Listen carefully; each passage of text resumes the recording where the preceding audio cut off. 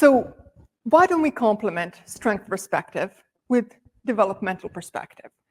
And developmental perspective is that you have multiple sets of potentialities that are unique to you because you're a human being and you're not just a non-human, we're not any kind of primate, that have the same potentiality for the whole species.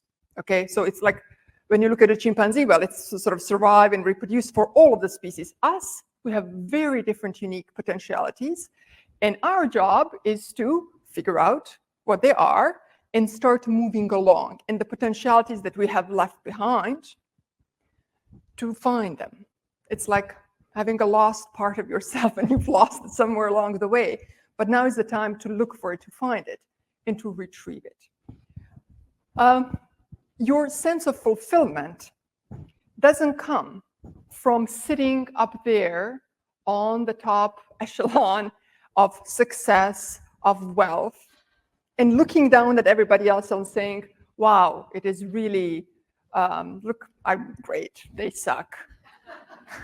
Like, look how I am, look at my view, look at their view, right?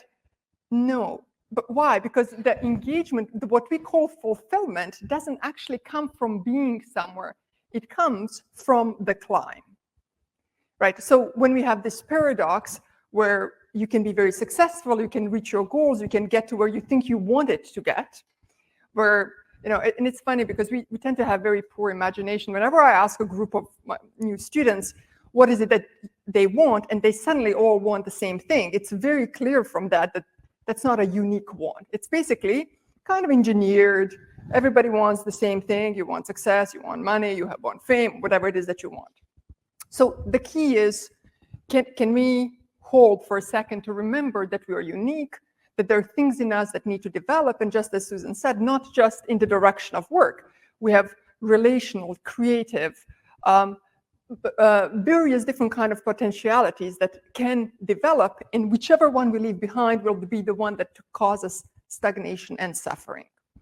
I have created this wheel as my model of what self is, not because I think I'm very good at it, knowing what self is because over the last hundreds of years, there have been thousands of psychologists saying self is this, self is that, self is the other. And what I was interested in is what parts of self can we pull together that are most important for change. And notice how it includes things other than behavior.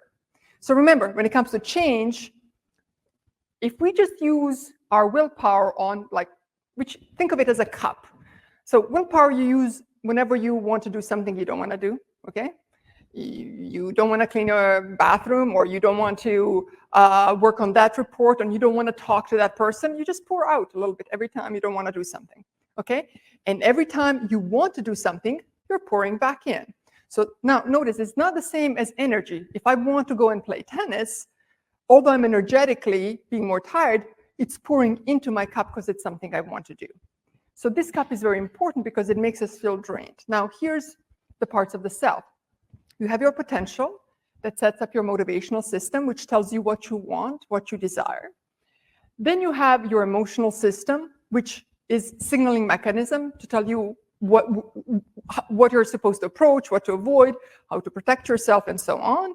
And it's supposed to activate you into action. So it's supposed to guide you towards action. You have your cognitive system and the three minds, the conscious mind, unconscious mind, and the meta mind. And finally, you have a body. And I don't mean body here in the classical way, as in like body that exercises and eats well, but the body that carries in its neural system your learnings. So think about your history.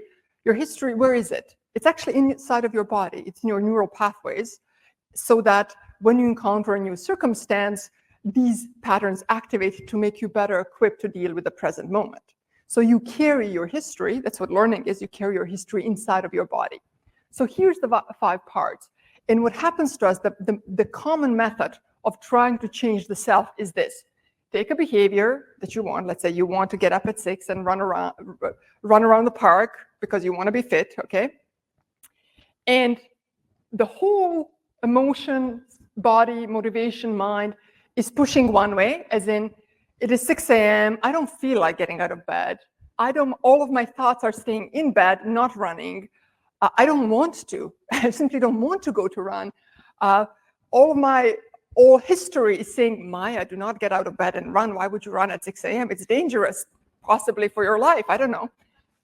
But I get up and run. So the whole wheel is bearing down one way, but I'm taking this one part of the self, the behavior, and pushing it the other way.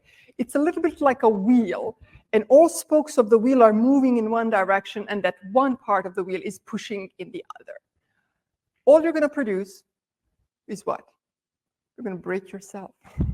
It's a form. Most of these techniques of self-change are forms of self-fragmentation. You see this? One part is being pushed one way, the other part is going the other way. And the question is, can we have a form of self-development that takes the whole self along so that the whole thing is moving the same, and that it does not run on willpower. It runs on the natural potential of your interests and your developmental direction.